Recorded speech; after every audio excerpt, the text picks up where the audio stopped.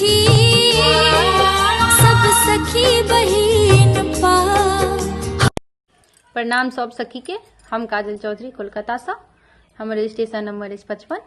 सखी बहिन पा गीत नाद प्रतियोगिता के लेल एकटा हम भगवती के सोहर सुनाबै छी।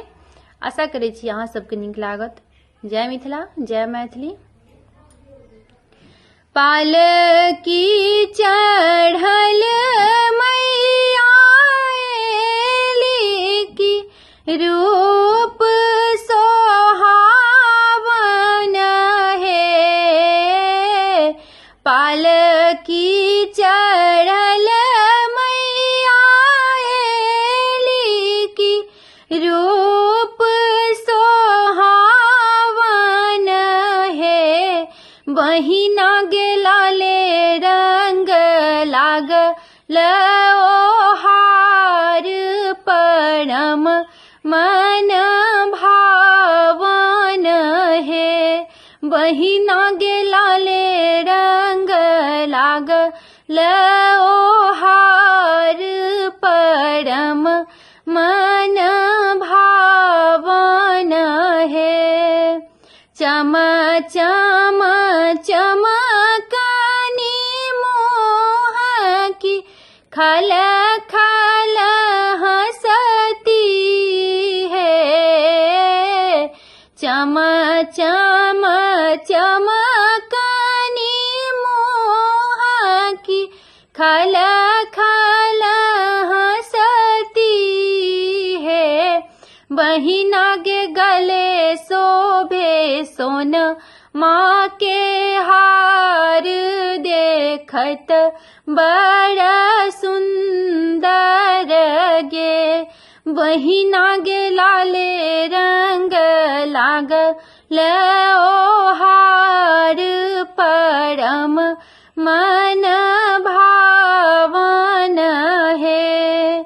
लह लह जीभ करई छनी खपर लेने है। लह लह जीभ करई छनी खपर लेने है। बहिना गे सोनी तक कैल रस पान देखत भयावन है। बहिना गे लाले रंग लागल ओहार परम मन भावन है। शुंभनी शुंभा घातिनी दुष्ट विनाशिनी है। शुंभनी शुंभा घातिनी दुष्ट विनाशिनी है। बहिना गे सिंह के काए लसवारी की जग कल्याणी है। बहिना गे लाले रंग लागल ओहार परम मन भावन है। बहिना गे लाले रंग लागल ओहार परम मन भावन है।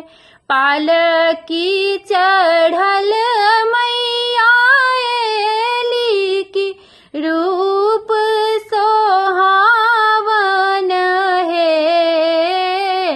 पालकी चढ़ल मैया एली की रूप सोहावन है।